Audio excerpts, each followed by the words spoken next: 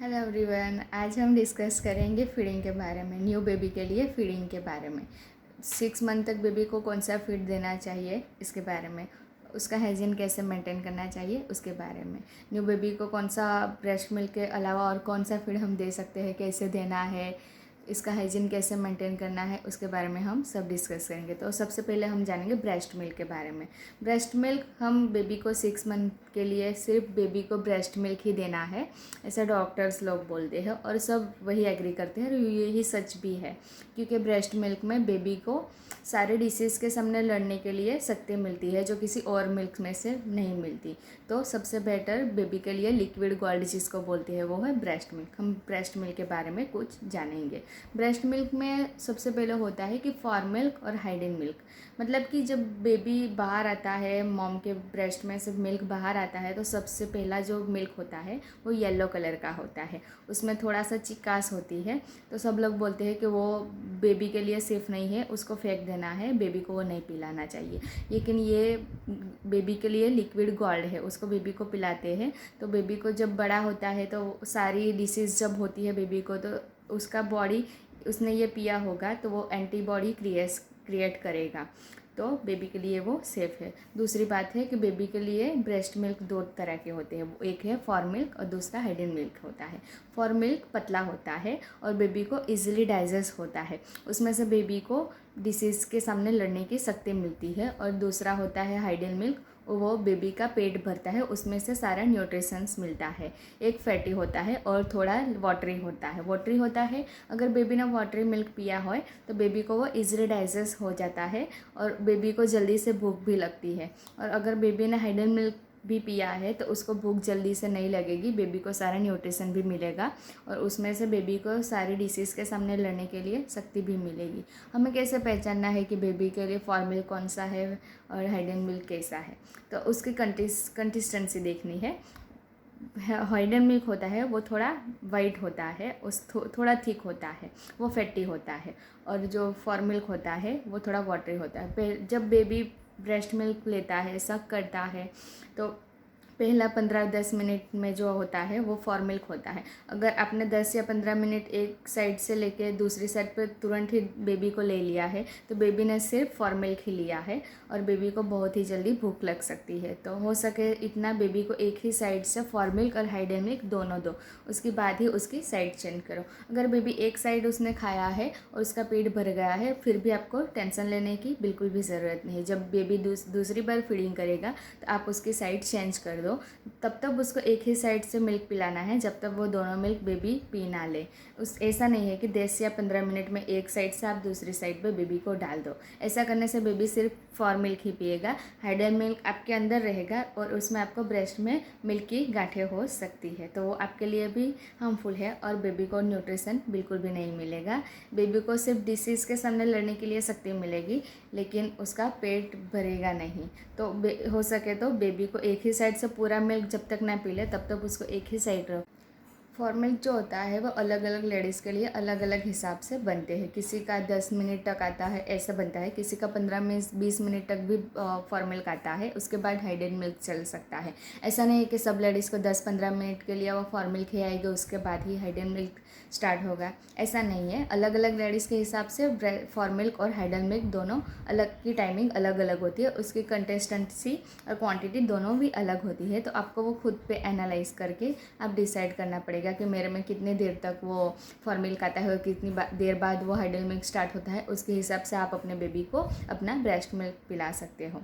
उसके बाद है कि ब्रेस्ट मिल्क को कभी कभी हमें बाहर निकाल के पिलाना पड़ता है। ऐसी कौन कौन सी सिचुएशंस होती है जिसमें हमें बेबी को ब्रेस्ट मिल्क बाहर निकाल के पिलाना पड़ता है। बहुत सारे मॉम्स को ये नहीं पता है कि ब्रेस्ट मिल्क को बाहर निकालने के बाद वो कितना टाइम के लिए वो सेफ़ रहता है, कितना ओवर तक हम उसको स्टोर कर सकते हैं, बेबी के लिए कब वो बिगड़ गया है वो हमको नहीं पता है। तो मैंने मेरे पीडियाट्रिशियन से पूछा था, क्योंकि मेरी प्रॉब्लम्स थी, मेरे लेफ़्ट साइड्स की निप्पल छोटी होने की वजह से मेरे बेबी इजीली वो सक नहीं कर सकता।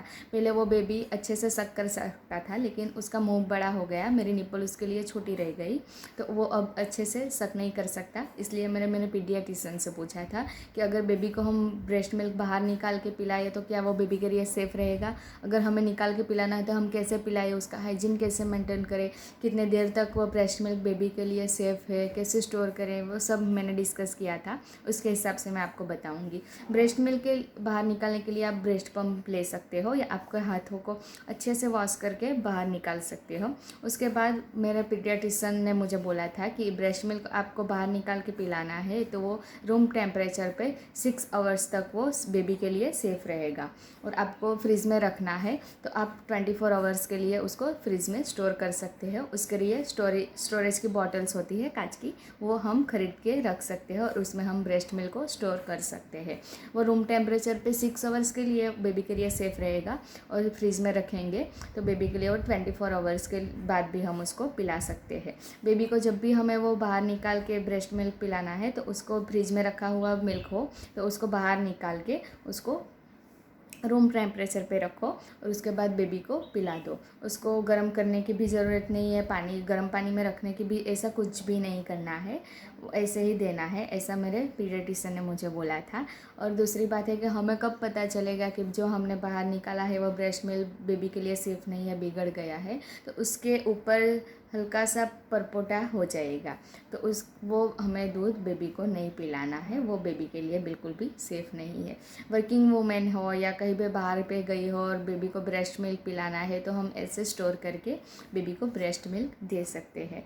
दूसरा है कि हमें फार्मूला बेबी को देना है तो हमें कब स्टार्ट करना है। 6 मंथ तक देखा जाए तो बेबी को ब्रेस्ट मिल्क ही देना चाहिए, लेकिन कभी कभी ऐसा होता है कि हमें फार्मूला पे जाना पड़ता है। अगर हमारा सिजेरियन डिलीवरी हुआ है तो बेबी को हमें ब्रेस्ट मिल्क करने में प्रॉब्लम होती है, बेबी सक नहीं कर पाता, हम इजीली उसको होल्ड नहीं कर पाते, उसकी पोजीशन अच्छे से नहीं ले पाते, हमारी पोजीशन अच्छे से नहीं सेट हो पाती, तब बेबी के लिए फार्मूला मिल्क स्टार्ट करना पड़ता है। वो हमारा पीडियाट्रिशियन बेबी के बॉर्न के टाइम पे कितना वेट है उसके हिसाब से पीडियाट्रिशियन हमें फार्मूला मिल्क पाउडर लिख के देते हैं, तो उसका मेज़रमेंट्स होता है, तो उसके मेज़रमेंट्स के हिसाब से ही बेबी को फार्मूला मिल्क देना है।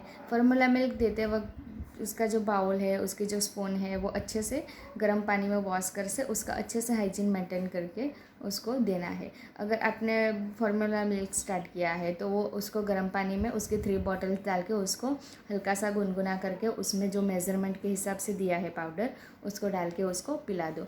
कभी कभी ऐसा होता है कि हम बाहर पे गए हैं और बाउल और स्पून्स की मदद से हम उसको नहीं पिला सकते, तब हमें बॉटल स्टार्ट करनी पड़ती है, लेकिन बॉटल टोटली अवॉइडिंग ही बोलते हैं डॉक्टर्स पीडियाट्रिशियन।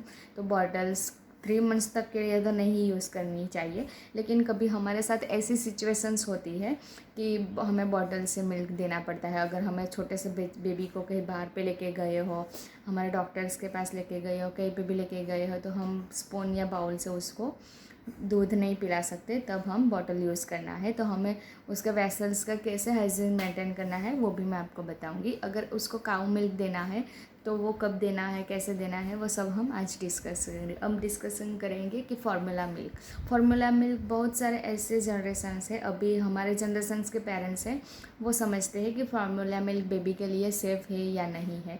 ओल्ड जनरेशन के लोग बोलते हैं कि पाउडर मिल्क क्यों देते हो बेबी को, लैब में बना हुआ पाउडर मत दो बेबी को, उससे बेटर काऊ मिल्क रहता है बेबी के लिए। हमने अभी तक जितने भी बच्चे बड़े किए हैं वो काऊ मिल्क से ही किए हैं, वही बेबी के लिए सेफ़ है। डॉक्टर्स क्यों काऊ मिल्क को अवॉइड करके फार्मूला पाउडर देते हैं, वो सब ओल्ड जनरेशन के लोगों को समझाना पड़ता है, उसके बाद ही फार्मूला हम दे सकते हैं। या हमें भी कभी कभी समझने में प्रॉब्लम होती है कि डॉक्टर्स लोग क्यों काऊ मिल्क को नहीं देने का मना करते हैं और क्यों फार्मूला को ही बेटर मानते हैं। तो उसका रीज़न मैंने पूछा पीडियाट्रिशियन से कि मतलब बेबीज़ के लिए जब पहले के पेरेंट्स थे तो वो तो पहले दिन से भी कभी कभी मम को फीडिंग नहीं आता था तो काऊ मिल्क पिलाते थे, तब भी बच्चे बड़े होते थे, उसको कुछ भी नहीं हुआ था। अब क्यों मतलब पीडियाट्रिशियंस मना करते हैं, क्यों फार्मूला पे जाते हैं। तो पीडियाट्रिशियन ने मुझे बोला कि जो फार्मूला पाउडर मिल्क बनाया गया है वो बेबी के डाइजेशन के हिसाब से बनाया गया है। जो काऊ मिल्क होता है वो नेचुरली काऊ के अंदर से प्रोड्यूस होकर बाहर आता है। तो पहला एक रीज़न ये हो गया। दूसरा रीज़न बोला कि बेबी को जो न्यूट्रिशन बॉर्न होने के बाद तुरंत ही उसको चाहिए वो सब फार्मूला पाउडर में दिए गए हैं और उसका इजीली डाइजेशन होगा। तो दूसरा रीज़न ये हो गया। काउ मिल्क में होता है कि उसका हाइजीन अच्छे से मेंटेन नहीं हो पाता। पहला जिस काउ से हमने वो निकाला है वो कब निकाला गया है वो हमें पता नहीं होता, कौन से वेसल्स में निकाला गया है वो हमें पता नहीं होता। उसका हाइजीन शायद किसी का अच्छा हो किसी का ना हो, तो बेबी के लिए वो डाइजेशन में प्रॉब्लम हो सकती है। इसलिए डॉक्टर्स लोग काव मिल्क पे नहीं जाते और फार्मूला पे जाते हैं, और वो बेबी के लिए बिल्कुल ही सेफ़ है। तो दूसरा रीज़न ये हो गया। तीसरा रीज़न है हाइजीन। फार्मूला पाउडर का हाइजीन और काव मिल्क का हाइजीन दोनों में अलग है। फार्मूला पाउडर का हाइजीन मेंटेन करना है वो है सिर्फ उसको गुनगुना पानी में फार्मूला पाउडर डालो और उसको जो मेज़रमेंट दिया गया है उसके हिसाब से हम बना के तुरंत ही बेबी को पिलाना है। वो जो पाउडर बनाया गया है वो आधे घंटे तक ही सेफ़ रहता है। जो काव मिल्क में जो हम लेते हैं वो गर्म करते हैं, उसको बाहर रखते हैं, कभी कभी वो फट जाने तक की पॉसिबिलिटी होती है, लेकिन हमें पता नहीं चलता कि वो अब फटने वाला है और वही दूध हम बेबी को पिला देते हैं तो बेबी को लूज़ मोशन हो जाते हैं। इसकी वजह से काउ मिल्क की बजाय डॉक्टर्स लोग फार्मूला की ज़्यादा रिकमेंडेशन करते हैं। तो ये हो गई फार्मूला की। फार्मूला कब देना है? अगर आपकी सिजेरियन डिलीवरी है तो आपको पहले दिन से ही डॉक्टर्स लोग बोलेंगे कि फार्मूला पाउडर स्टार्ट करो। बेबी के बॉर्न के टाइम के कितना वेट है उसके हिसाब से पीडियाट्रिशियन आपके बेबी के लिए फार्मूला दे सकते हैं।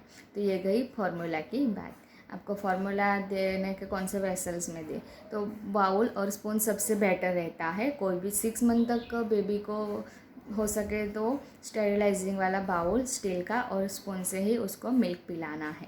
लेकिन कभी कभी क्या होता है कि हमें बेबी को बाहर लेके जाना पड़ता है, वहाँ पे हम बाउल और स्पून से बेबी को मिल्क नहीं पिला सकते, बहुत ही प्रॉब्लम होती है। अगर वो दूध है वो छाती पे गिरता है, वहाँ से उसको कॉल्ड होने के चांसेस बढ़ जाते हैं, तो तब हमें बाउल और स्पून से मिल्क नहीं पिलाते, तब हमें बॉटल पे जाना पड़ता है।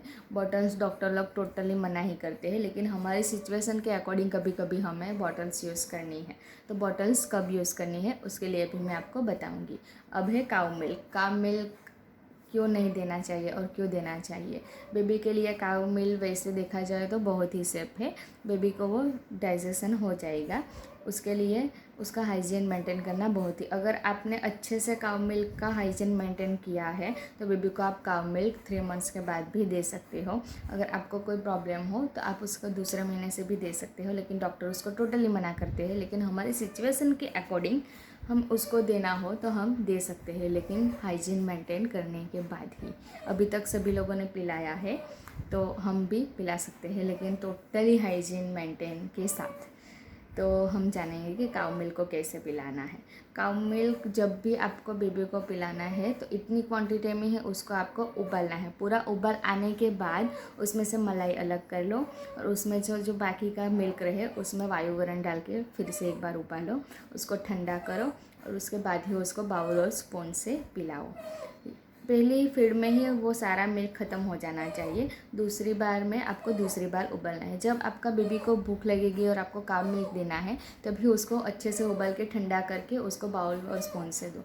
अगर बाउल और स्पून से पॉसिबल नहीं है तभी आपको बॉटल से देना है। अगर बॉटल से देना है तो कौन सी बॉटल से देना है, उसका हाइजीन कैसे मेंटेन करना है उसके बारे में हम जानेंगे।